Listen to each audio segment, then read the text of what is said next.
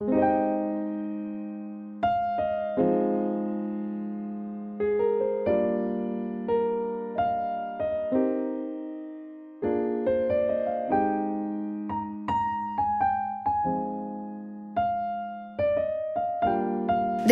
los estereotipos para mejorar como sociedad.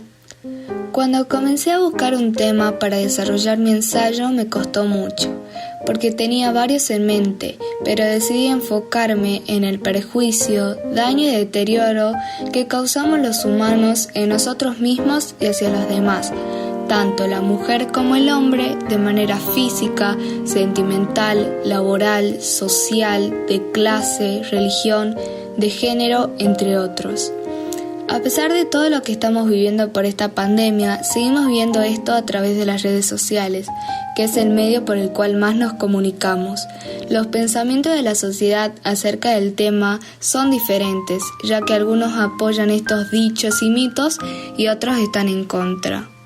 Es en este el punto donde los seres humanos deberíamos dibujar la raya y establecer un límite, pero nuestros ojos se confunden y nos dejamos llevar adoptando los medios que nos dictan. Es aquí donde se forman los estereotipos, modelos de conducta que se convierten en esquemas profundamente arraigados en nuestras mentalidades. Mi planteo es el ¿por qué y para qué de estos estereotipos sociales? Se conoce que un estereotipo es un conjunto, idea o modelo de imagen que se le atribuye a las personas o grupos sociales, muchas veces de manera preconcebida y sin fundamentos teóricos. Básicamente son impresiones, prejuicios y etiquetas creados de manera generalizada y simplificada por el sentido común. Con el desarrollo de las sociedades, los estereotipos se fueron creando y estandarizando diversos aspectos relacionados con el ser humano y sus acciones. Al hablar de nuestra forma de pensar, de nuestra opinión, aparece la idea de un filósofo, quizá uno de los más importantes del siglo XX, Martin Heidegger, ocupado del ser y tiempo, de la historia del oscurantismo y ocultamiento que ya anunciaba años antes Nietzsche. También se ocupó de algo que pasa tan desapercibido como es el pensar. Todos habríamos de atender a aquella frase al inicio de ¿qué significa pensar? Tan pronto como tomamos el camino del aprender, confesamos por ello mismo que todavía no somos capaces de pensar.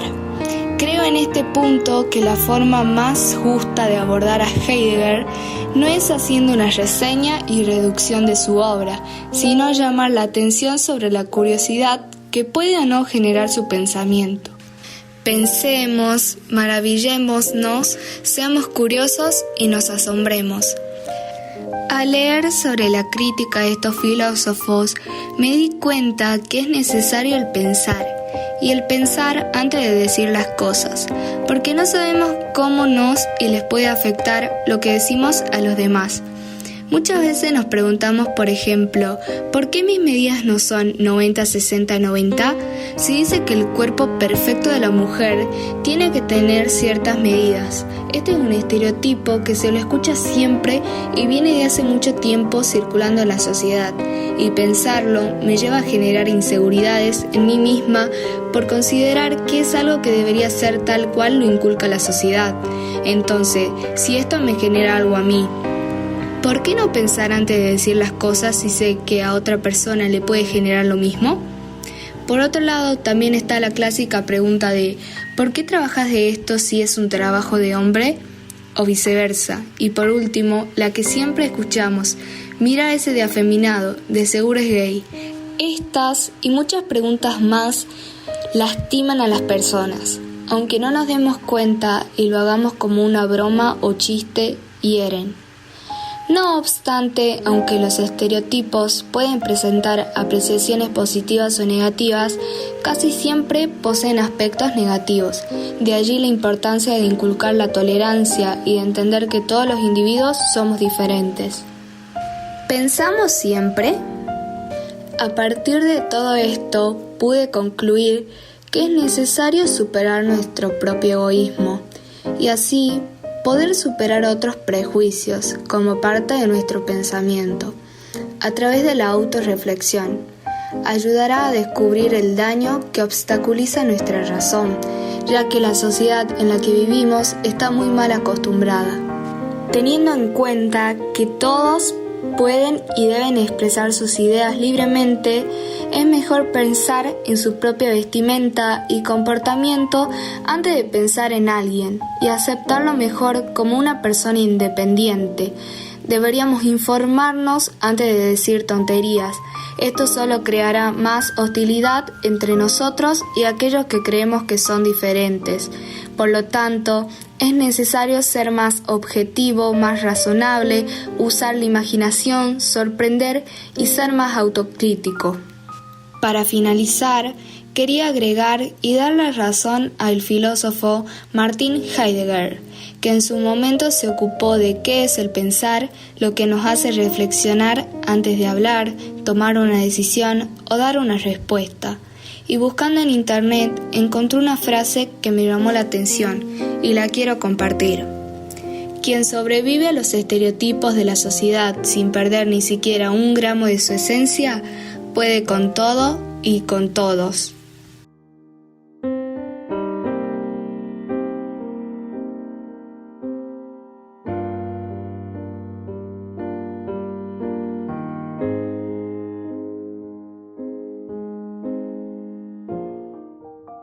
La autoestima.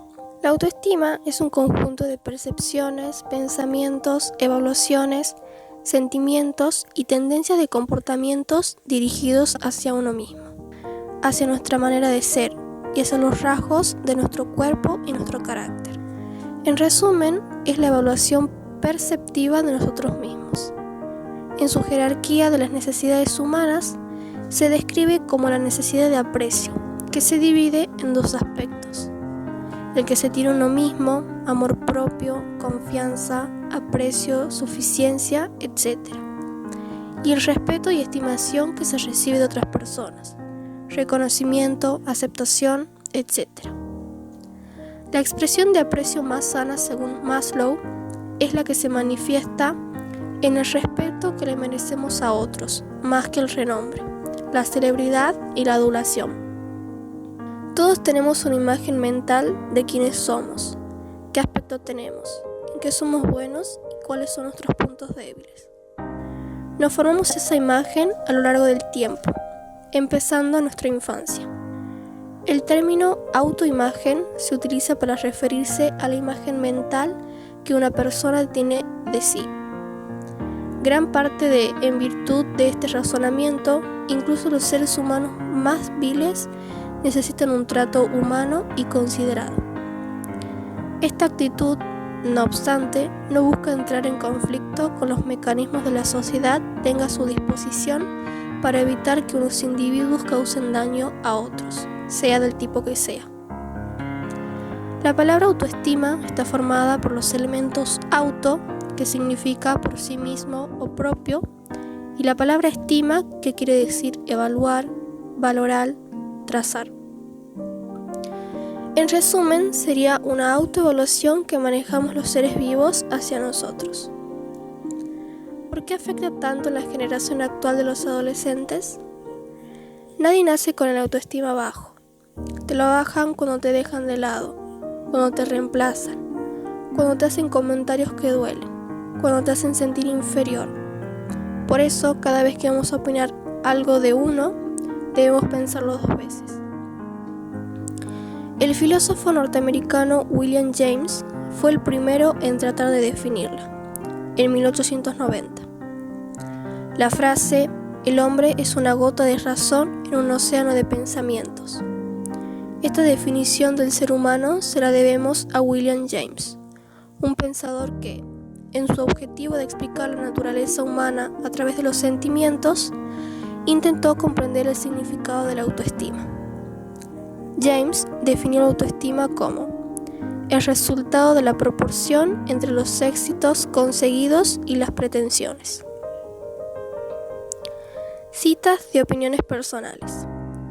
La autoestima también nos sirve más allá del respeto y aceptación que tengamos por nosotros mismos. Es nuestra identidad, nuestra autenticidad, la valoración que tenemos como seres humanos a los ojos de los demás y ante todo. La autoestima es algo muy necesario para nuestro buen vivir. Si no la desarrollamos en nuestra vida, no podremos apreciar lo que realmente valemos. Además, si no sentimos que tenemos un valor personal, tampoco daremos a otros el valor que merecen. Esta cualidad es parte vital en la vida de una persona. Le permite darse cuenta de que es una persona importante para otros. Es hermosa, agradable para otros. Se siente que vale la pena disfrutar de su compañía. Cuando alguien pierde su autoestima, la vida no tiene color, olor ni sabor. La autoestima nos permite dar a otros de forma muy pero muy completa. Se siente seguro de expresar a otros su cariño. Lo da con convicción y por lo tanto lo recibe sin dudar.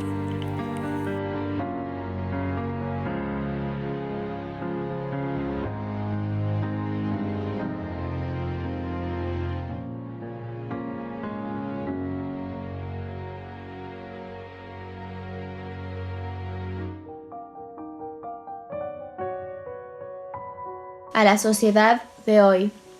Hace algunas semanas comencé a escribir mi ensayo. Elegí un tema que me pareció de total interés, pero me resultó muy difícil poder expresarme totalmente ante esta teoría o duda que me surgió. La población del mundo atraviesa un momento crítico. Investigando, leyendo noticias, observando a las personas que me rodean, me di cuenta que la población hoy en día pide muchísimas cosas para satisfacer sus necesidades o poder vivir. Pide ser escuchada, pero no es capaz de escuchar, tomarse el tiempo para pensar correctamente en lo que está bien, reflexionar. Vivimos en un mundo materialista, en el que importa más un auto, la marca de teléfono o ropa que usás que el tener para comer el día después. Mientras más cosas tenemos, más nos faltan, y así interminablemente. No importa nuestra clase social ni el poder adquisitivo que tengamos, nunca será suficiente. Hay excepciones, y esa es nuestra característica social, materialistas. Basta echar un vistazo en las redes sociales para conocer que hay algo saliéndose de control en nuestra sociedad, en nuestra forma de pensar. Observamos cientos y cientos perfiles de adolescentes, jóvenes que gastan el dinero de sus padres, posan juntos a autos de lujo, presumen viajes, ropa de marca, casas grandísimas. Pero deténgase a ver las comisuras de su boca. Vea una tras otra sus fotos. Revíselas bien. Interprete sus posturas. Mire su semblante, su mirada. Encuentre la tristeza clavada en el fondo de sus ojos.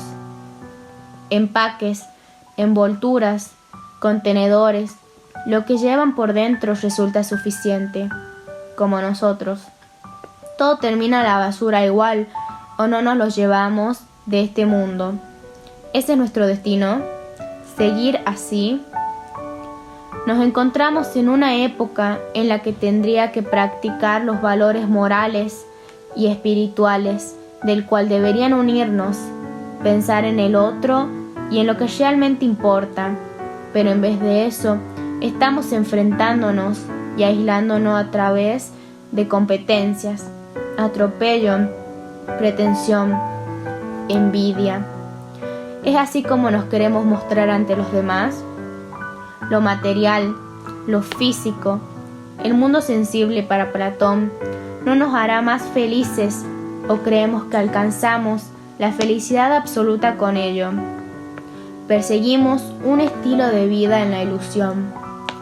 Le doy toda la razón a un gran filósofo de la historia llamado Platón, del cual, a través de la teoría de las ideas, me hizo entender algo muy cierto. Vivimos en un mundo de ignorancia, donde creemos que el mundo que nos muestran los sentidos es todo lo que hay. No sabemos que detrás de cada elemento físico hay un mundo lleno de color, una idea perfecta.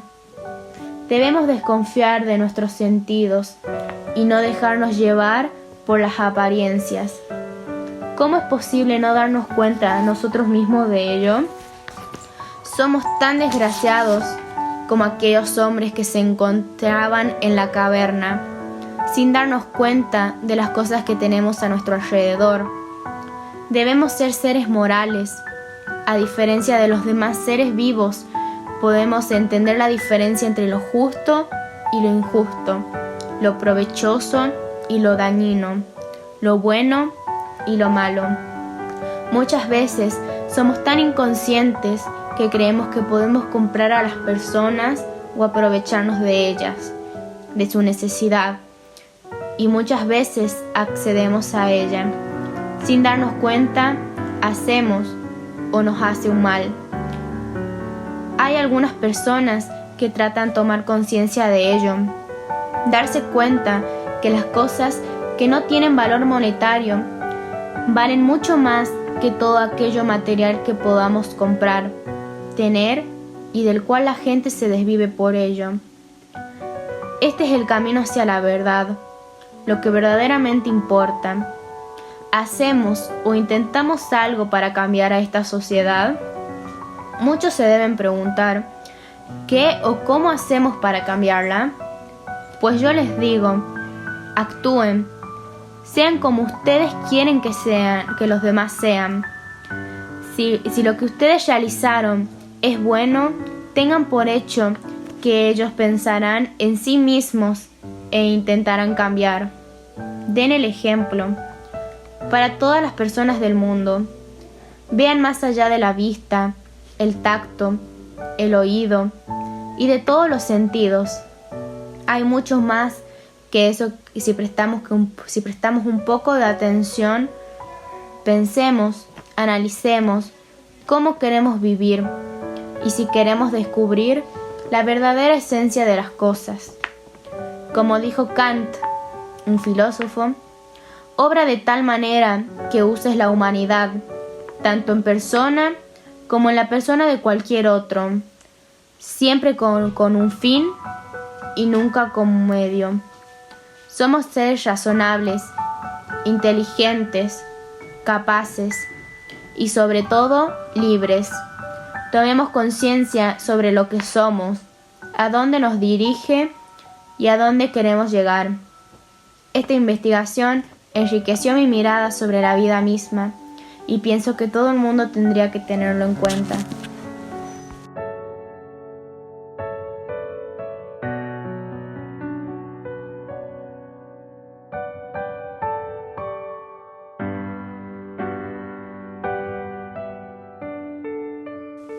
¿Qué es lo que hay en el velo detrás de la muerte? Los humanos planteamos la muerte de diferentes medios. Depende mucho del entorno de cada persona, así como cada casa es un mundo. Cada persona es un templo al que asistimos todos los días. La muerte es un tema del que se habla desde que el ser humano empezó a pensar, intentando dar respuesta a un pensamiento mágico religioso a través de mitos o leyendas. Como se pudo ver en el documental que nos mostró mi profe de historia en primer año, no recuerdo el nombre exacto, pero trataba de los primeros hombres, un rayo mató a uno de los suyos y quedó ahí la piel del animal que en ese entonces usaban como vestimenta. Y así nacieron los dioses, las primeras creencias del ser humano, la religión. Si volvemos atrás la historia, a cuando el hombre empieza a tener pensamientos racionales, nos dejaría por el siglo VII a.C. en la época de Tales, Anaxímenes y Empédocles, donde se creía que el aire, fuego, tierra y agua, elementos vitales o los llamados 4 elementos, fueron considerados el origen de todo. Empédocles hablaba de los 4 elementos como orígenes de todo, y el amor y odio, sentimientos de los humanos que en esa época era fácil notar o diferenciar. Hoy en día tenemos muchos más sentimientos considerados principales. Si bien tenía razón al decir que el origen del todo fue el agua, contrario a la muerte, que es el tema que yo planteo en este ensayo. Vida, muerte, un ciclo, un cierre, felicidad, tristeza, miedo, entre otras cosas que estas dos nos hacen sentir. Demócrito, el padre de la teoría atómica, no como la actual pero sí muy similar, creía que todo estaba formado por átomos, varios tipos y tamaños, y esa diversidad era la que permitía infinitas combinaciones. Él creía en algo como la reencarnación, por así decirlo. Creía que cuando algo moría se deshacía en átomos para combinarse y formar otras cosas. Una flor, un pez, una piedra, etc. ¿Será esta una de las formas en la que la muerte se presenta? Muchas personas lo verían como una posibilidad, pero para mí no. Muchos dicen que al morir nos convertimos en estrellas, como para acercarme a esa explicación de pequeñas partículas. Las flores nacen de una semilla y las estrellas son solo bolas de hielo a miles de años luz. Bueno, ya que nos adentramos un poco en el inicio de nuestro origen, un poco porque las teorías del origen son millones y no es el tema que vamos a desarrollar, empecemos con algunas teorías de nuestro día a día. Muchas personas estuvieron hablando de que vivimos en una simulación, de que somos un juego, un experimento o algo así. Por ejemplo, se dijo que esta pandemia no es una enfermedad, que no salió de un murciélago, sino que es algo que se propone un nuevo orden mundial. El mundo casi se termina. Calentamiento global, huelgas, armas atómicas, guerras y esta pandemia acabó con todo eso. Se hablaba de alguien superior, que todos los dioses de esas religiones proponen son esas personas que nuestros antepasados vieron. Lo cual sí suena un poco loco, pero Hitler fue el mayor asesino que el mundo conoció y era vegetariano, porque respetaba la vida de los animales. Aún así son solo suposiciones por los hechos que fueron ocurriendo a lo largo de la historia. Ahora analicemos lo que dice la religión sobre lo que podemos encontrar después de la muerte. El cristianismo, que nace desde la necesidad de los hombres a sentirse contenidos, encontraron en la figura de un Hijo, Padre y Espíritu Santo mucho no se entendió sin la fe, que es lo que permite al hombre terrenal encontrarla para ser feliz en la tierra y más tarde también en el cielo. O eso es lo que dice. ¿Por qué? ¿Dónde estaba Dios en la época nazi? ¿O dónde estaba Dios en las guerras y pandemias y desgracias del mundo? Pero, ¿por qué la muerte si está Dios? Dicen que Él los ama a todos, pero nos causa una tristeza increíble con la muerte. Según la religión, nacer es un pecado, pero cuando se supone que la vida es un regalo. O eso dicen después de bañarnos en una fuente con agua a la cual les rezaron. Pero aún así es agua. Cada vez que analizamos más lo que dice la religión y cómo se contradice, es más seguro afirmar que no hay tal Dios. Hay mucha gente que dice haber visto a Dios y a la Virgen y a todos los santos. Yo personalmente creo en Dios, porque la ciencia no lo descarta. Dicen que como el Big Bang no tiene explicación de su origen, hay posibilidades de la existencia de un Dios. Pero así como está comprobado por la ciencia, biología y cualquier persona con pruebas puede hablar, los humanos nacen de la unión de un hombre y una mujer. Hasta nuestros sentimientos son biología, como por ejemplo el amor o romance, explicado gracias a los científicos que investigaron sobre el cóctel del amor.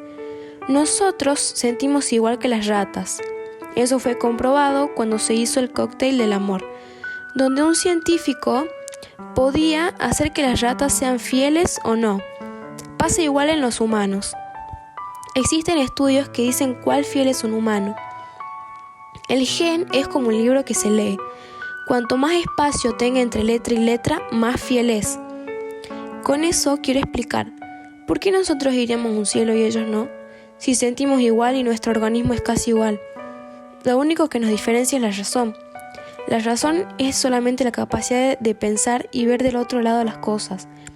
Estudios comprueban que los monos también tienen razón. Los hacen hacer esos juegos de razonamiento y ahí se puede notar eso.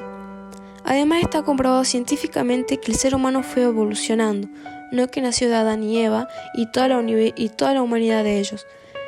Con lo recientemente explicado, creo que puedo decir que los humanos cumplen con leyes de biología y no existe tal alma. Solo son sentimientos provocados por hormonas que nuestro cerebro segrega. Somos igual a los otros animales con la excepción de razonar. Una de las teorías más fuertes de la ciencia es la cuántica, que dice que la muerte es solo una ilusión. Esto implica que no es la del universo el que hace la vida, sino viceversa. La teoría de la reducción objetiva orquestada habla de que la conciencia es solo información cuántica programada de forma biológica en nuestras neuronas y que al morir esa información vuelve al universo. También usan esa teoría para justificar la experiencia de las personas con el roce de la muerte como el coma. Así que, ¿qué me queda para decir o poder probar que el alma existe? Entonces, ¿qué es lo que hay en el velo detrás de la muerte? Y si no tengo nada para creer que esa alma existe, no creo en un cielo. Y no es algo lindo, porque me asusta muchísimo. ¿En qué creo? En este punto no puedo decir que creo en algo o no creo en nada. Hay 1000 religiones y teorías sin contar todos los años de historia. Cuando tenía 13 años lloraba muchas noches porque siempre pensé qué iba a hacer cuando mi abuelo muera. Me daba mucho miedo pensar a dónde iba a ir el amor de mi vida. Y honestamente ahora con 16 solo lloro porque me asusta más que antes, porque ni siquiera puedo creer en el cielo. Y me da más miedo aún no verlo nunca más. Si bien todo lo malo existe, si lo bueno también, al no creer en el cielo tampoco creo en el infierno. No sé, no creer en ninguno me da un vacío, pero tengo todas las pruebas para decir eso. Hoy en día nada es sagrado. Los curas violan niñas o tienen una vida a costa de la iglesia y son una desgracia. No digo todos, pero sí muchos. ¿Cómo podría creer en algo así? Es sagrado. En conclusión, creo que al morir solo nos apagamos, cuando pisamos una hormiga y deja de existir, justo así. De aquel velo no queda nada más que pensar que es algo que te regocije el alma y te llena un vacío, tal como lo hicieron nuestros antepasados con la religión.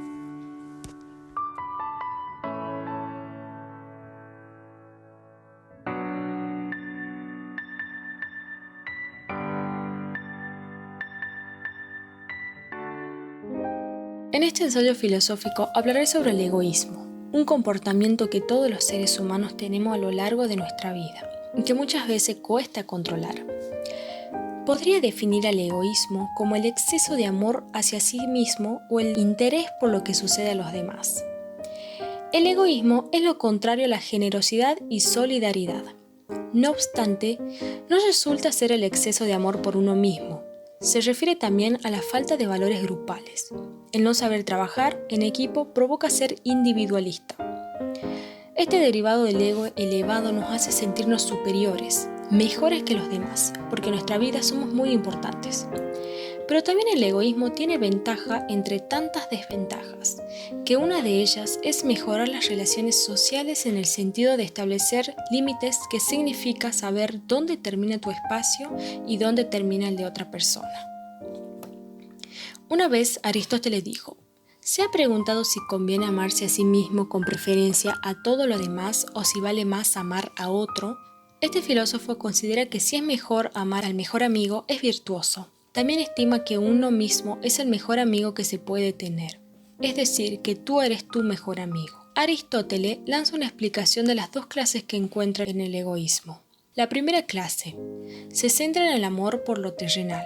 El filósofo iguala esta forma de actuar a la del pueblo, es decir, a la de la mayoría, que él llama el vulgo. Sin duda, esto es el resultado de una sociedad excesivamente clasista como la de la antigua Grecia. Identifica este primer tipo de egoísmo como la más viva ansiedad por placeres escolares, es decir, que estas personas guardan para sí mismas las mayores riquezas, honores y bienes. Encuentra verdadera devoción en acumular lo material y cuanto más precioso, mejor. Lo observa como una costumbre vulgar, deplorable y muy generalizada.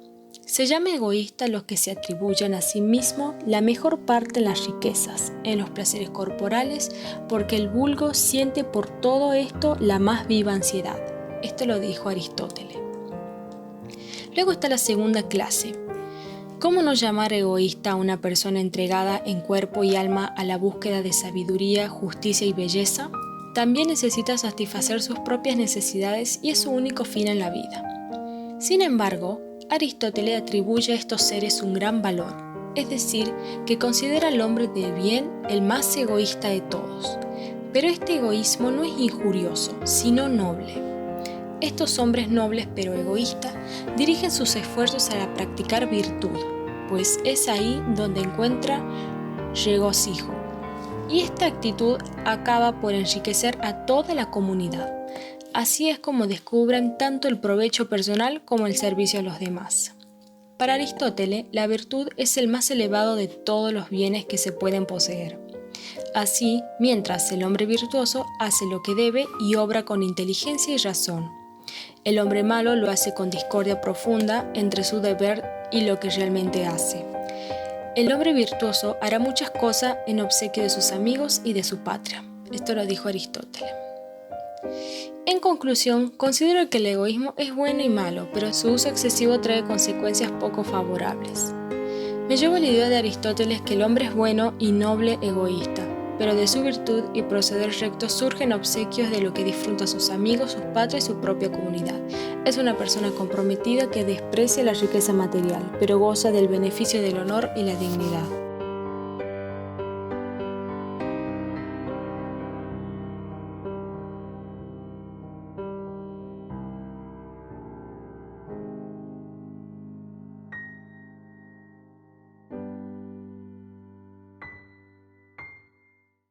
El ser humano, ¿libertad o libre albedrío? Me tomó un tiempo para escribir mi ensayo. La primera vez, creí haber elegido un tema del que pensaba que conocía absolutamente todo. Sin embargo, al releer con ojos nuevos mi trabajo, decidí cambiar de idea y abordar una temática completamente distinta a la que había escogido en un principio. Descubrí que hay situaciones en nuestra vida cotidiana que tienen el poder de lograr que nos hagamos muchas preguntas a nosotros mismos y nos replanteemos un sinfín de cosas en nuestro ser. En este ensayo hablaré sobre el poder de elegir y tomar nuestras propias decisiones. Lo que me llevó a elegir este tema es el juicio que se puede hacer a todas las personas, sus acciones, pensamientos, decisiones, formas de ser, etc. Entonces, todos los días surgen nuevas dudas e interacciones con distintos individuos. Esto nos lleva a tener rompecabezas mentales para resolver, laberintos para recorrer y caminos por transitar. En el transcurso, no siempre nos paramos a cuestionar. Hay cosas que pasamos por alto, somos sistemáticos. ¿Qué es el libre albedrío?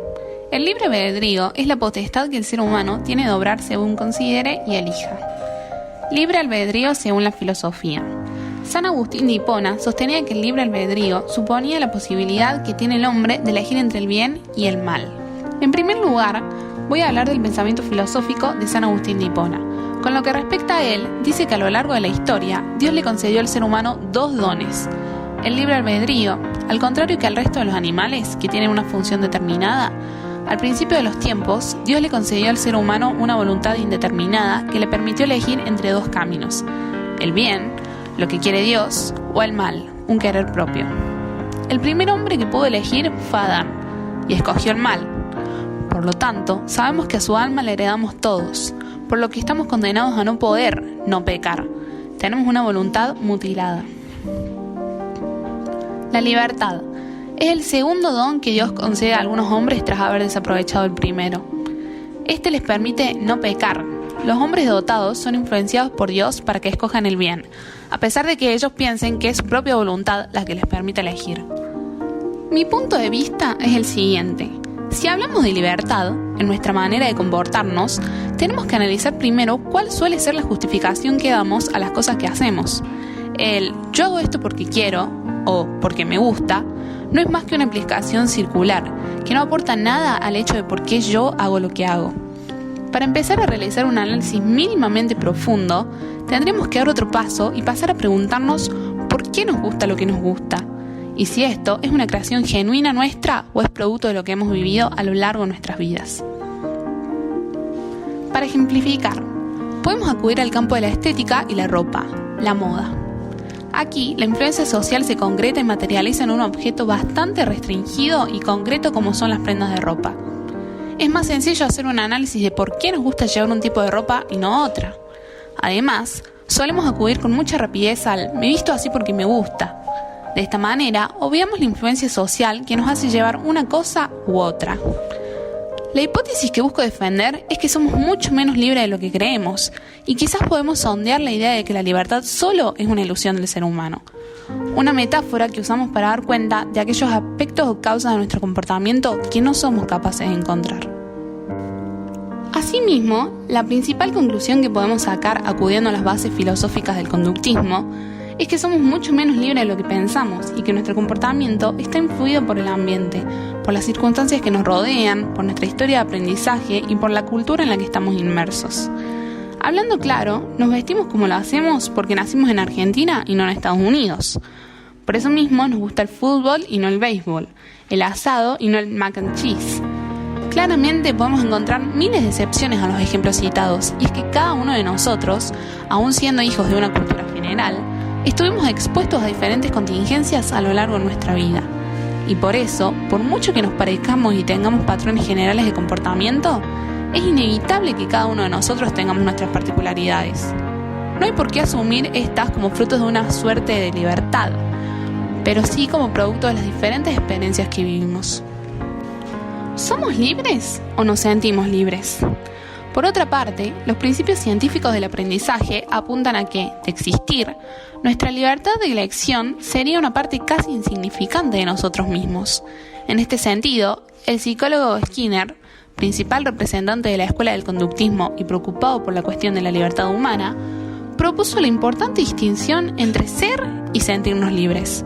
De hecho, para Skinner, la libertad como tal sería una cuestión innecesaria e inabordable, en el sentido en que la ciencia de la conducta ha permitido predecir la conducta humana y animal casi en su totalidad en un ambiente controlado, claro.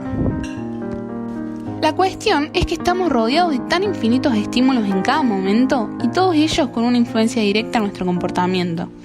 El maulleo de nuestro gato, un fuerte ruido de un vecino, una nube que oscurece la luz, una llamada inesperada, que sería imposible predecir al 100% de nuestra conducta, y es ahí de donde surge nuestra ilusión de libertad, el sentirnos libres. Sin embargo, ¿quiere decir que nuestro comportamiento, aun estado gobernado por determinadas reglas, no tenga un cierto componente de libertad? Esta es la cuestión actual a resolver, pero hay una cosa que sí podemos sacar en claro. Si existe algo parecido a la libertad, el camino hacia ella pasa por conocer por qué nos comportamos como nos comportamos. Y este por qué se acerca mucho más a lo que la sociedad espera de nosotros y nos ha reforzado y castigado a lo largo de nuestra vida, que da una creación o apetencia genuina nuestra. Reconocer que llevamos algo porque es la moda social y no porque nos gusten, nos hace más libres, aunque la libertad puede que solo sea aquello con lo que nombramos a lo desconocido, y lo máximo lo que aspiremos sea a conocer las causas de nuestra conducta y no a gobernar la misma. Por lo que se refiere al libre albedrío, creo que se presenta el problema de que las decisiones están bajo el peso de una evaluación totalmente subjetiva de las situaciones, la cual se ve influenciada por prejuicios sociales, prejuicios e inculcaciones culturales, el entorno, las capacidades, las normas y leyes impuestas por la sociedad, las experiencias del pasado, las especulaciones a futuro y un sinfín de cosas. Esto nos lleva a que realmente estamos actuando más como con fórmulas que nos otorgan distintos valores y metodologías muy condicionadas mediante las cuales podemos actuar. Es como si nos llamáramos libres por poder elegir entre opciones del 1 al 10, cuando nos están limitando con el hecho de ponernos un número de posibilidades, ya que no se estaría contemplando una opción 11, por ejemplo.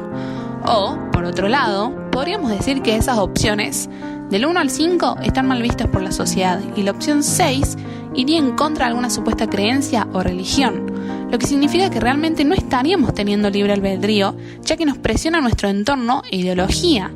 En otras palabras, podemos decir que si somos libres, pero dentro de una jaula.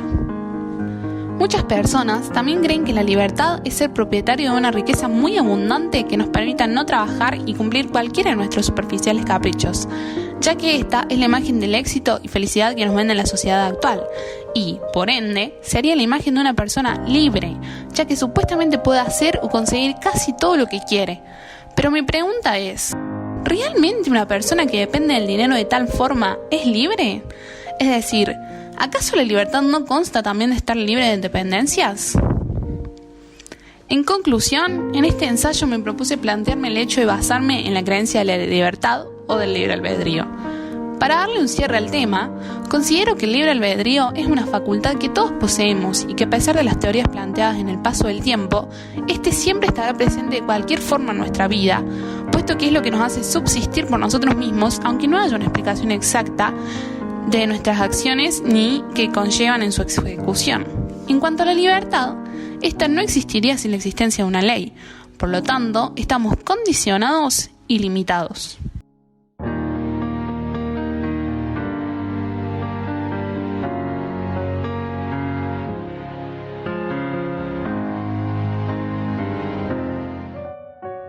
El egoísmo.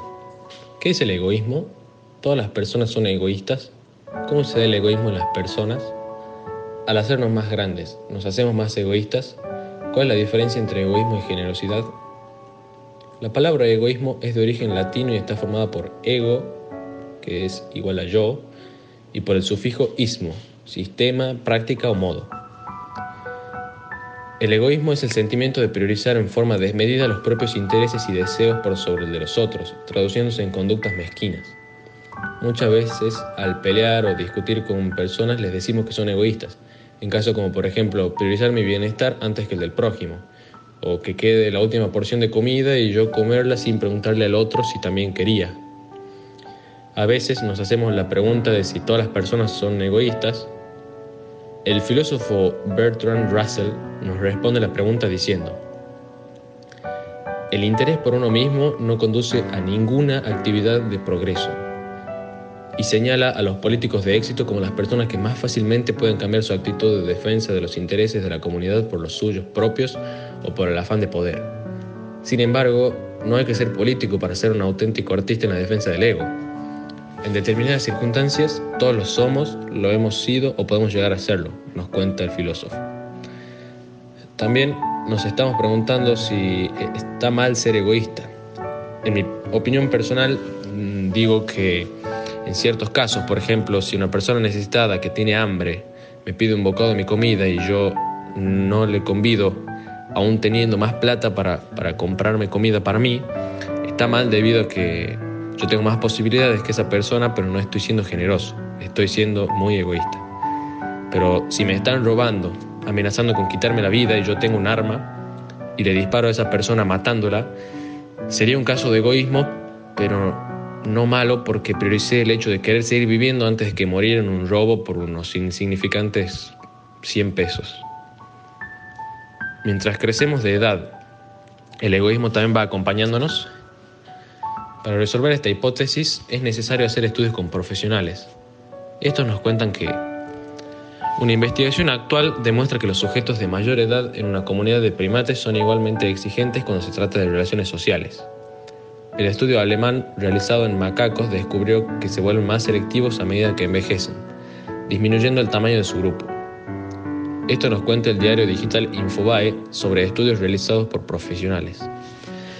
Si bien dice que se vuelven más selectivos a medida que envejecen, no está mal ser selectivo, pero también es un caso de egoísmo, ya que, por ejemplo, muchas veces se da que dicen: esa persona ya no es de mis amigos porque es tacaño, porque no tiene el mismo nivel social, porque no usa la misma ropa, porque no se baña, etc.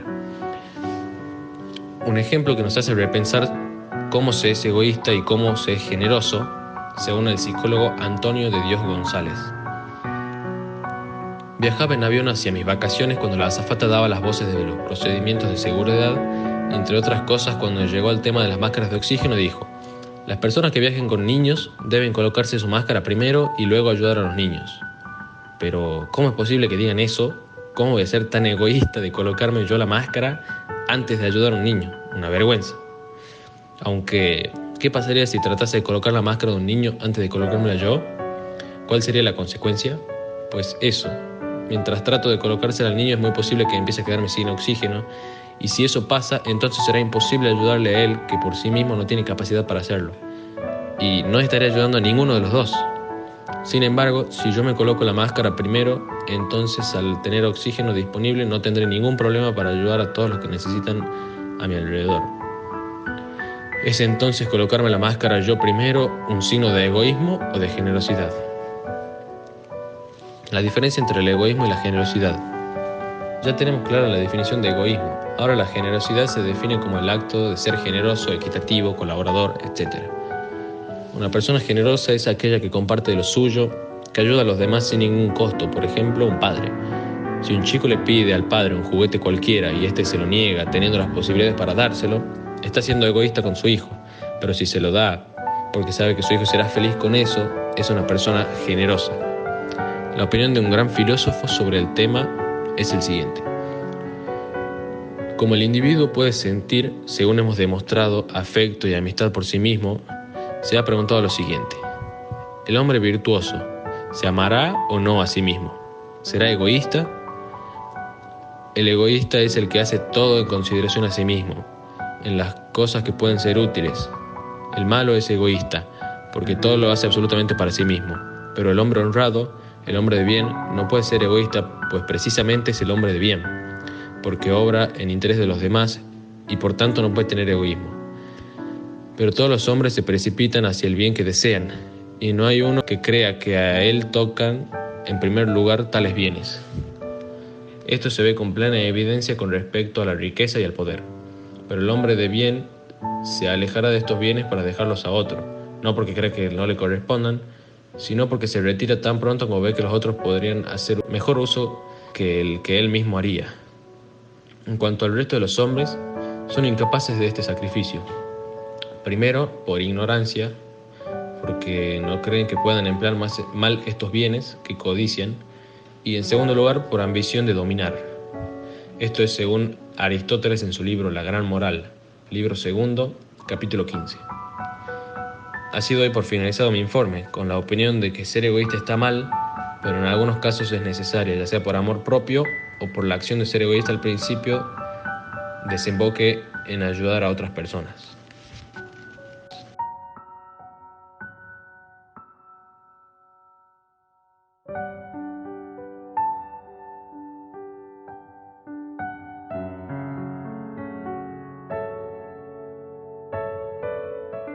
El interés. Comencé a escribir este ensayo hace ya algunas semanas. Cuando comencé a hacerlo, me resultó bastante complicada la etapa de elegir un tema, hasta que en una clase de lengua surgió el tema del interés al leer los libros, ya que hay veces que es engorroso leer algo que no es de nuestro interés. Pero, ¿hay otra opción? Si bien esos libros no los elegimos nosotros ni los profesores, ¿habrá alguna solución? ¿Y a qué se debe que tengamos más interés por algunas cosas que por otras? Para que entremos en contexto, primero tenemos que saber qué es el interés. El interés general es un concepto ético y normativo, invocado habitualmente para justificar las decisiones de los planes. Sin embargo, determinadas corrientes de la filosofía política niegan la existencia de tal concepto, y aquellas que lo consideran difieren en su sentido y significado. El objeto del artículo es profundizar en las distintas consideraciones que sobre el interés general efectúan estas corrientes de pensamiento, concluyendo que el interés general es un concepto necesario y operativo para la planificación territorial. Ahora que sabemos qué es el interés, podemos seguir con este escrito. Buscando en distintos medios de internet, hablando con familia y amigos, pude darme cuenta que el interés es algo muy importante para los seres humanos. Desde una pareja, el colegio, un nuevo teléfono, hasta algo que muchos le tenemos miedo, nuestro futuro. Mayormente las cosas que nos pasan es por la atención que le ponemos, y la atención es gracias al interés. ¿Podemos desaprobar una materia, como lengua, por el simple hecho de no tener interés por un libro de literatura gauchesca?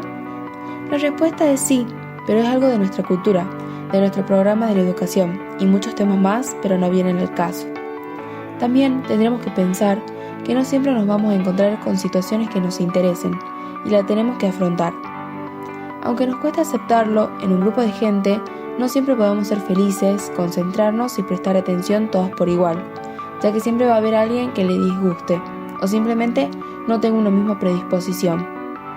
También, algo que suele pasar seguido es preguntarnos, ¿y de qué nos sirve esto? Yo, por ejemplo, pienso esto cuando estoy en una clase de matemáticas, física o química, ya que no es de mi interés. Pero, ¿por qué no me hago esa pregunta cuando estoy en una clase de formación ética y ciudadana? Y la respuesta es tan simple como la anterior: es de mi interés.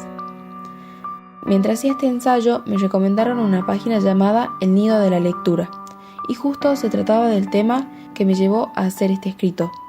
Se trataba del interés en la lectura, de cómo los niños aprenden en su casa y también en el colegio, de que los niños que no crecen en un ambiente familiar en donde los libros son parte de su entorno y difícilmente podrán adquirir ese gusto por la lectura, y al leer esta información de la doctora Patricia García Mora, terapeuta en Supera, me surgió otra duda. ¿Será que a un niño que no vive en un ambiente lector le interese leer?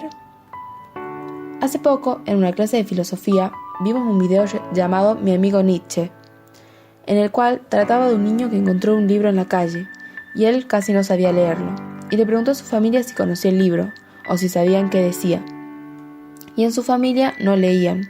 Es más, pensaron que era una travesura de chico leer ese libro, hasta que él solo se apasionó por ese libro y descubrió muchas cosas. Por ejemplo, que estaba en otro idioma, y todo lo que averiguó sobre ese libro lo hizo porque era de su interés. Y así, como a este niño le interesó un simple libro, a todos nos puede interesar distintos temas, y la respuesta a la pregunta ¿a qué se debe que tengamos más interés por algunas cosas que por otras? Sería una cuestión de gustos, del entorno familiar y de la atención que le pongamos a las cosas que nos tocan en la vida. Y respondiendo a la otra pregunta de si había alguna solución, la respuesta es sí. La solución sería hacer, leer, ver o escribir algo que no sea de nuestro interés, por distintas razones. La primera sería por afrontar situaciones, la segunda por compromiso para cumplir, y por último, pero una de las más importantes para cerrar con este informe, sería aprender.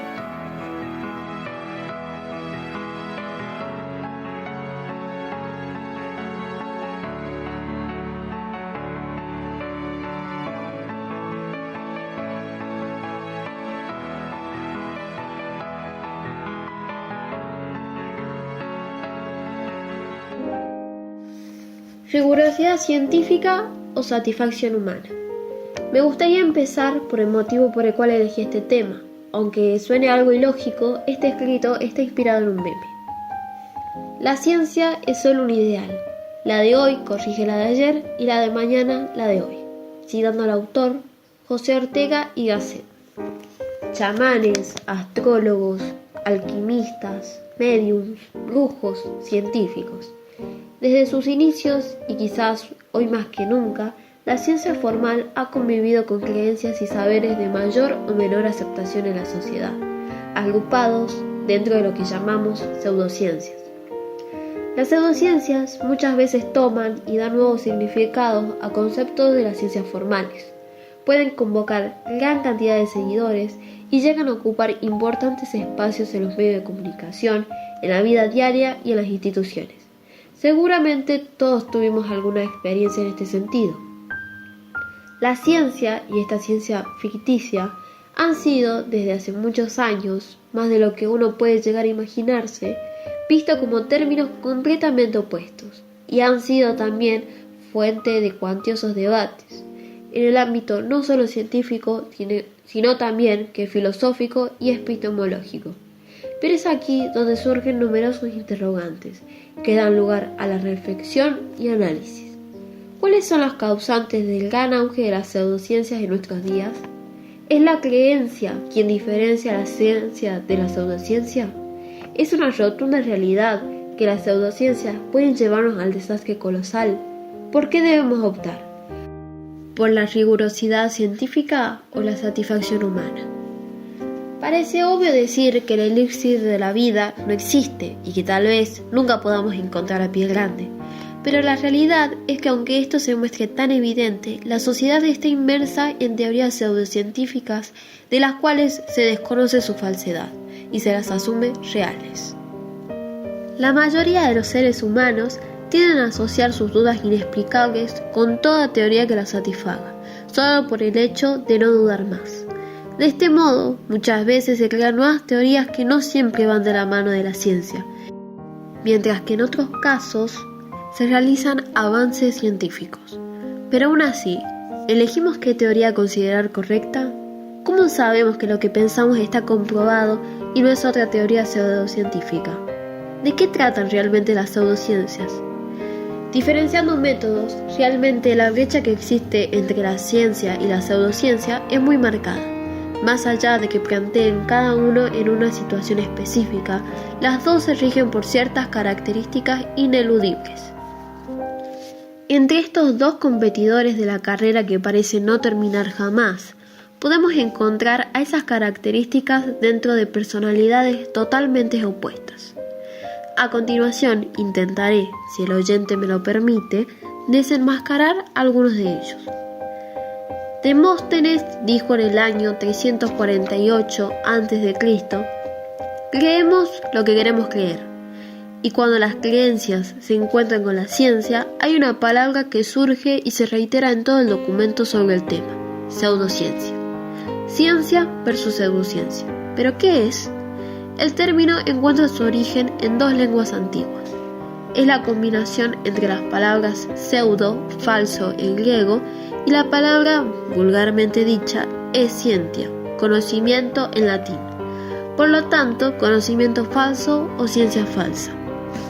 Si esta es la ciencia falsa, ¿cuál es la ciencia verdadera? El hombre, históricamente, ha tenido una innata necesidad de conocer, pero con el conocimiento llega la duda sobre lo conocido y comienzan a surgir interrogantes sobre si se puede conocer realmente. ¿Qué se puede conocer? ¿En qué conocimiento se puede confiar? Desde los balbuceos iniciales de nuestra raza ha habido diferentes posturas sobre tamaña cuestión.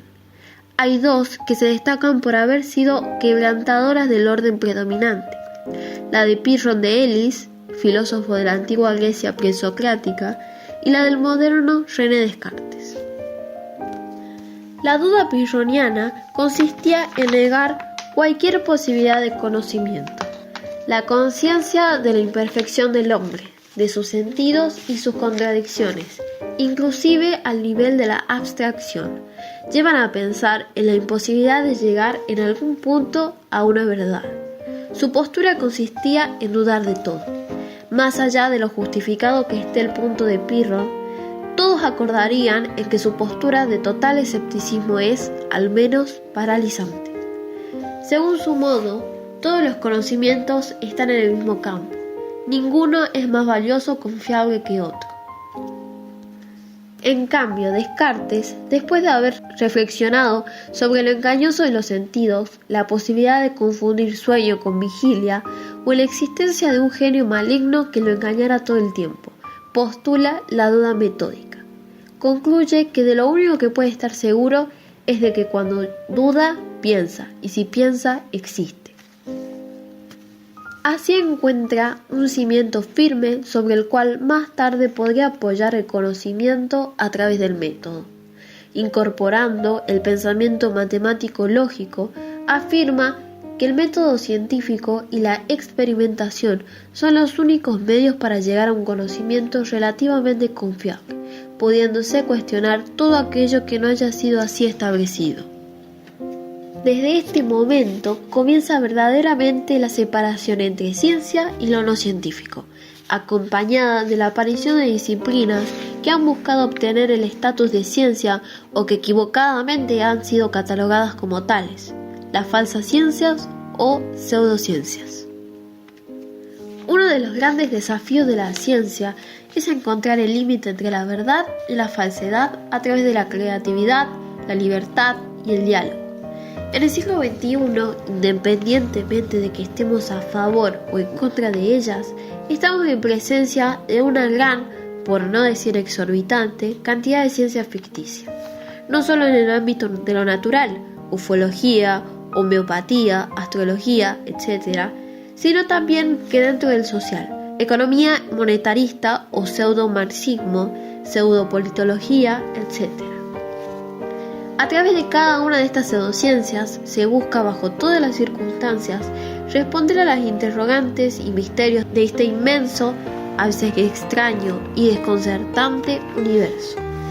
Estas supuestas falsas ciencias aparecen en el mundo individual y social de manera naturalizada, en donde cada uno de nosotros adopta parte de su vida cotidiana influidos por diversos factores. Los medios de comunicación, históricos manipuladores de la información, no solo mediática, sino también, en ocasiones, entrometidos en los asuntos de la ciencia, son una de las posibles causas de este auge de las pseudociencias, pero no la única. Los medios, por lo general, no apuestan a la educación que podría serles propia y otorgar innumerables beneficios intelectuales a la sociedad por su amplio alcance, sino que optan por fomentar la desinformación en el momento en que se presentan personajes y contenidos pseudocientíficos en pie de igualdad con los científicos.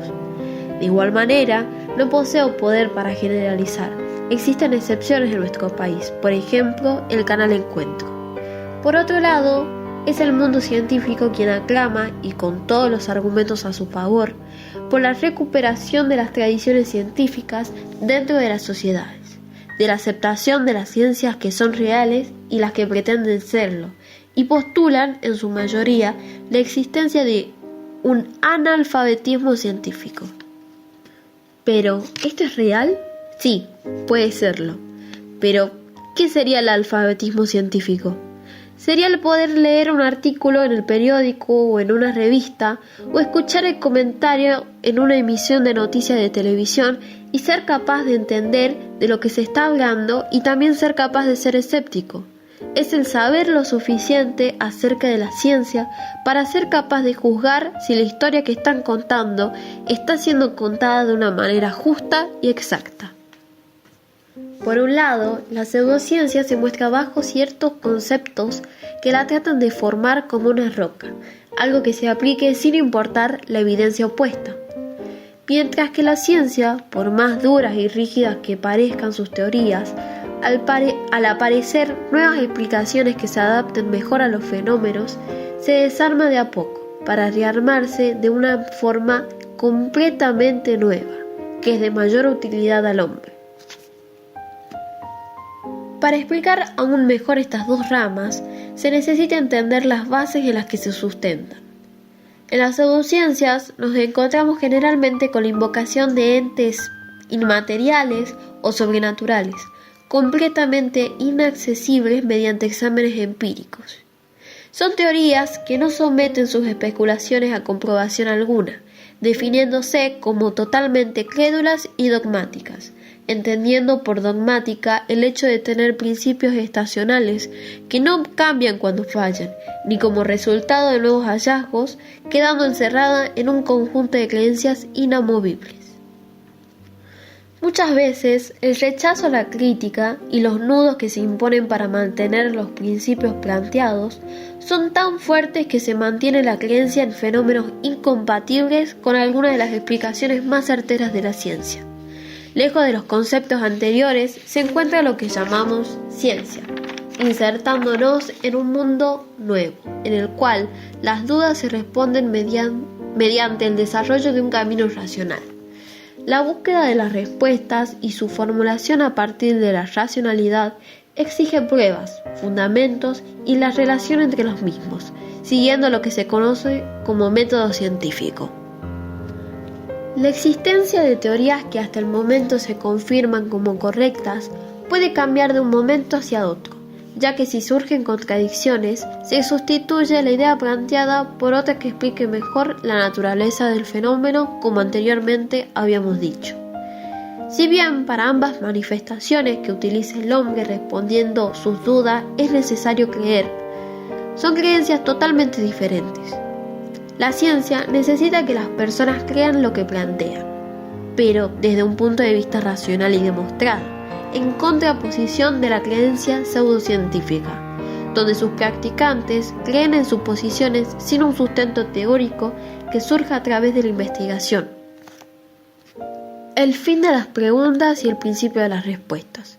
A simple vista, el ser humano desde tiempos primitivos se preguntó de dónde viene y cómo funciona todo, teniendo como primera herramienta en la mano la creencia en lo teológico.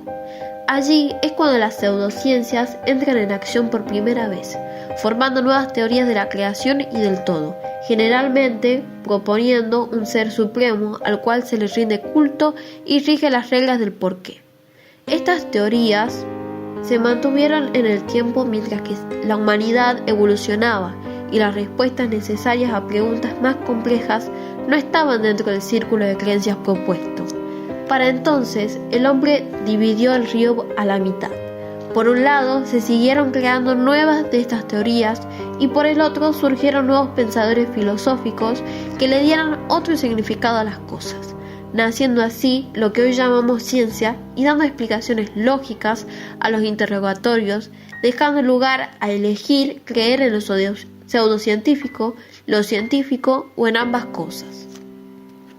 Suena totalmente irónico pensar en elegir en qué creer desde aquellos tiempos porque pseudociencias como la religión persiguieron y censuraron a científicos, además de cegar los ojos de sus practicantes en contra de ellos.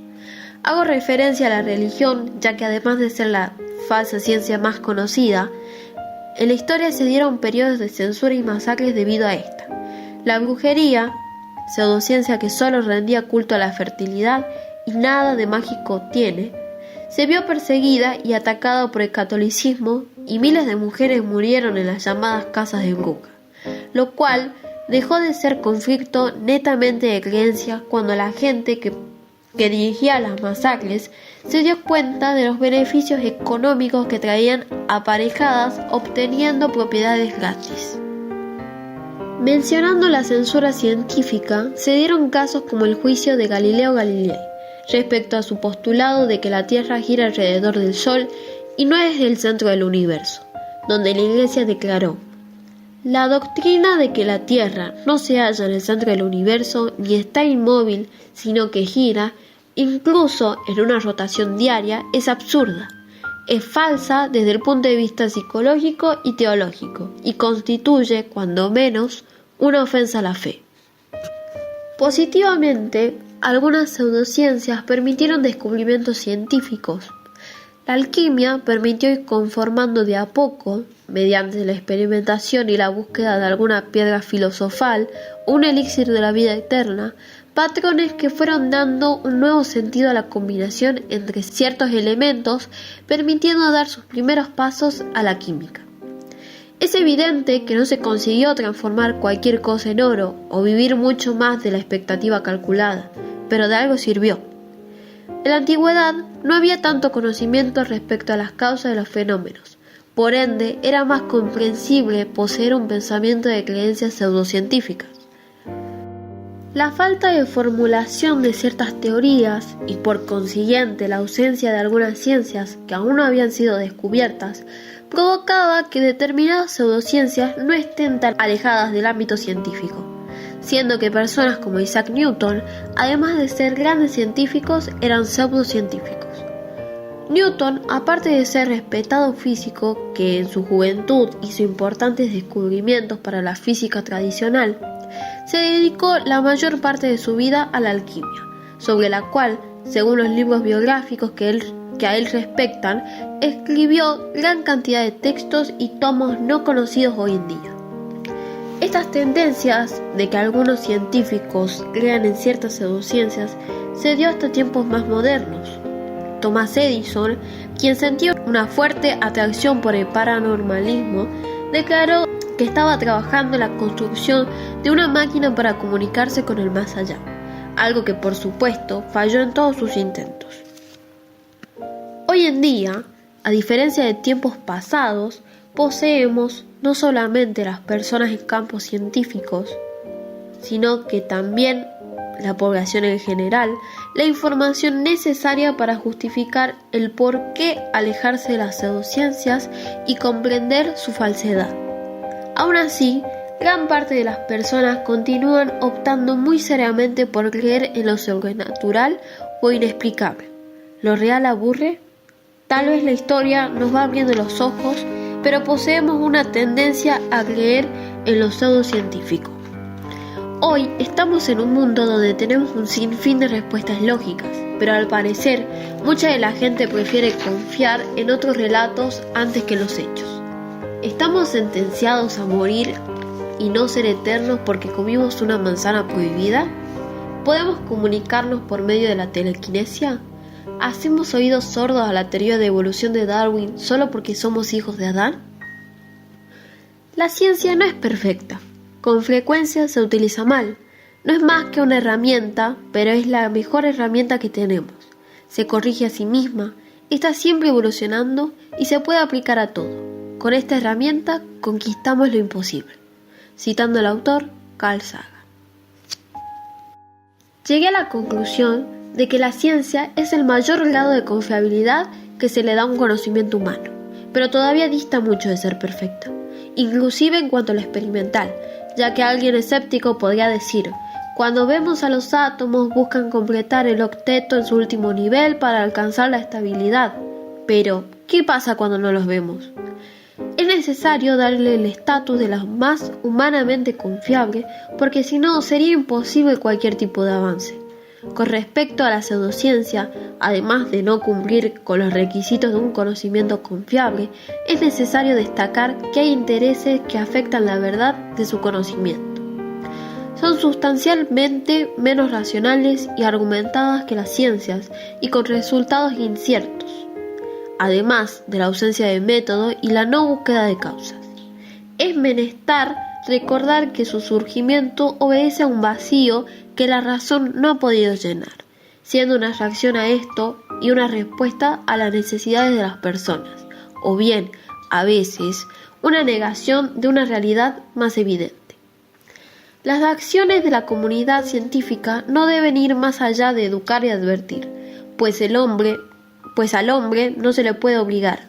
Es importante extender un uso que no perjudique a las personas, tanto de la ciencia como de la pseudociencia, buscando aplicaciones no innobles para cualquiera sea la disciplina a la que se refiera. Así, queda clara la diferencia entre ciencia y pseudociencia.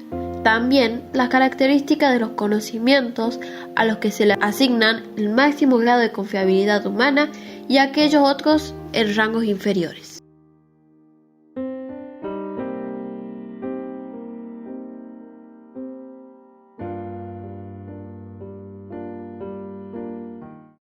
¿Por qué y cuándo nos nace filosofar? Cuando nos acordábamos de cuando éramos chicos, o sea, infantes, y preguntábamos a cada instante a nuestros padres el por qué esto, el por qué aquello. Era entonces que ya nos estábamos introduciendo en el mundo de la filosofía. Ya cuando concurríamos al jardín, la pobre maestra tenía que saber el porqué de todo. En la actualidad podemos observar que ya no hablamos mucho, no preguntamos, porque hemos dejado de asombrarnos con las cosas. ¿Por qué? Porque es más fácil buscar algo que no sabemos en la computadora, que lo único que hacemos es leer el título y hacer una copia fiel de su original. No hacemos trabajar nuestras neuronas, no pensamos, somos cómodos. ¿Quién tiene la culpa? No lo sé. Pero sería hermoso tener inquietudes sobre el día a día y por medio de ellas poder razonar si nos conviene o no, y recién tomar las decisiones. Sócrates, el gran filósofo, que nos invita a pensar con tan solo leer 5 frases, las cuales nos hacen contestar muchos por qué. Porque hay muchas cosas que con mi adolescencia no comprendo, por qué tengo que valorar las cosas sencillas, las cuales las veo y no aprecio todo lo que observo, el por qué mi amigo hoy ya no lo es. Al leer estas frases me hicieron pensar, si él, que era un gran filósofo, dijo la célebre frase, solo sé que no sé nada, me dio la curiosidad por tratar de hacerme las preguntas, para tratar de entenderlas y ponerlas en práctica. Pero yo sé que va a ser una tarea muy difícil, porque al ser un adolescente y saber el significado de la palabra que es adolecer, es decir, falta algo, y es una etapa muy difícil. Por ejemplo, en las frases siguientes, un hombre honesto es siempre un niño. ¿Por qué un niño si es un hombre, o es porque los niños son los únicos que dicen la verdad? La frase, el conocimiento empieza con el asombro. Yo opino que sí, algo no nos llama la atención, no nos interesa indagar sobre el tema y lo olvidamos. Pero cuando algo nos sorprende, nos asombra, no lo dejamos de grabar en nuestra mente y en nuestras rutinas. Una vida que no ha sido examinada no merece ser vivida. Esto me hace pensar en que debo fijarme cómo vivir mi vida con respeto y cuidado, tratando de ser cada día mejor persona. habla para que yo pueda conocerte.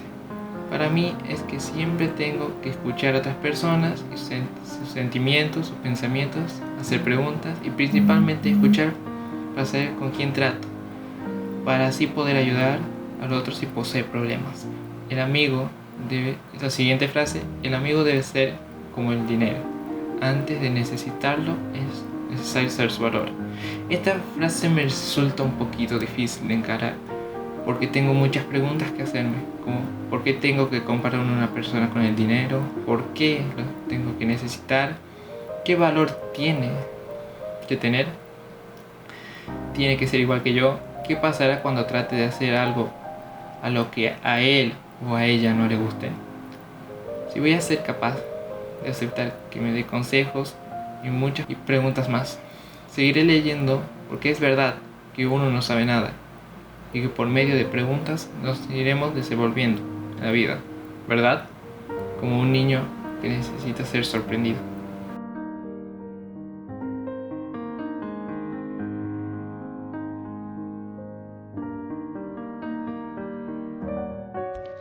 Las emociones y sus etapas. Pensé mucho sobre qué escribir en este ensayo. No fue nada fácil, y más si es el primero. Se me vinieron muchos temas a la cabeza. Después comprendí que tenía que escribir sobre algo que había marcado vidas de una manera gigante. Ahí entendí que tenía que hablar de las cosas, momentos, hechos y o personas que nos llevaron a los cambios de emociones. Los cambios de humor repentinos o del estado del ánimo son altibajos emocionales. Esto significa que la persona experimenta varias emociones diferentes en un corto periodo de tiempo. Estos cambios pueden tratarse de un síntoma, una enfermedad o un cambio hormonal. Las alteraciones en el estado del ánimo son los cambios de humor repentinos. Consisten en una serie de vaivenes emocionales que aparecen de forma súbita en las que la persona experimenta diversas emociones en un plazo de tiempo muy corto. También se dan en distintas etapas de la vida. Algunas emociones son propias de algunas edades. A cualquiera le puede pasar. Son cambios de humores, distintas emociones. Pero en este punto tuvo que pasar algo para que estos se presenten. Y es aquí que voy a pasar a contarles, o más bien decirles, por cuáles emociones pasamos durante ese momento trágico. Comenzamos por la felicidad. Es tan linda, es maravilloso estar así, o sentirse así. Nos ponemos felices por cosas muy chiquitas, otras veces por cosas bastante grandes. Hay personas y momentos que nos hacen felices. La felicidad o alegría se da en la niñez. En esa etapa de la vida casi siempre estamos felices. Pero, ¿cuánto nos dura? No siempre estamos felices. Tiene que pasar algo para que se corte la felicidad. Crecer, tal vez. Algunas veces algo más horrible que eso. Ahora, ¿se puede volver a tener momentos felices después de algo tan malo? Analizando distintos casos de momentos que marcan, me di cuenta que no, que se tarda en volver a tener esos momentos tan felices que en un principio tuvimos. Pasamos por una avalancha de emociones. Algunas son muy repentinas y otras duran más. Ahora bien, la segunda, la tristeza. Qué fea es. Cuánto duele, cuánto lastima. Pero es la primera que está para sanar lo que nos lastimó. Nos preguntamos por qué nos pasó eso que tanto nos dañó. ¿Por qué lo hicieron? ¿Y por qué a nosotros? Y echamos culpas. Al otro, a nosotros, al que se ponga enfrente. No vemos las cosas con claridad. Están nuestros ojos llenos de tristeza o la marca representativa, que son las lágrimas. En ese momento necesitamos a alguien que nos escuche y acompañe, pero no siempre, porque también necesitamos o queremos estar solos, y estar tristes, pero solos. Pero como la felicidad, la tristeza tampoco dura para siempre. También es propio de la crisis típica de la adolescencia. Y como tercero y último en mi caso, el enojo. Es el momento de furia, el momento en que llegas hasta el odio de eso o esa persona que te hizo daño. Y ahí mismo empezás a responder esas preguntas que te hacías estando en la estación de la tristeza. Y sacás conclusiones, muchas o pocas, pero te quedas con una y te aferras tanto a esa teoría que creaste, o esa teoría es la realidad que viviste, Pero no puedes dejar de pensar en eso, y en como si las cosas hubieran sido distintas, no estarías en esta estación. Y te enojas porque no estás en la estación de la felicidad como antes. Te enfadas porque si no te hubieran hecho eso tan horrible por lo que pasaste, no estarías en este punto de tu vida, tan vulnerable, dañada y enojada. Estas dos últimas duran mucho tiempo. Cambia tanto tu vida que, como dice la psicóloga Eva María Rodríguez, las emociones es un estado complejo de los sentimientos que da como resultado cambios físicos y psicológicos. Te afecta en todo, tu salud mental y física. Ya no rendís como antes, te sentís cansada y no sabes cómo volver a lo que en un momento fuiste. Porque fuiste feliz, poco o mucho, pero lo fuiste, y una vez que se es feliz, siempre se quiere volver. Pero cómo cuesta, ¿no? A lo largo de la vida, siempre se vuelve a la estación de la tristeza, y a muchas otras. Pero con el tiempo, todas estas emociones, todos estos cambios, te hacen saber cómo sobrellevarlos. Estos cambios te hacen madurar, te hacen ver el mundo con otros ojos, te hacen hacer actuar de otra manera, te llevan, te hacen sentir muchas otras cosas, te llevan a hacer una toma de decisiones completamente diferentes. Estás creciendo y con vos está creciendo todo a tu alrededor.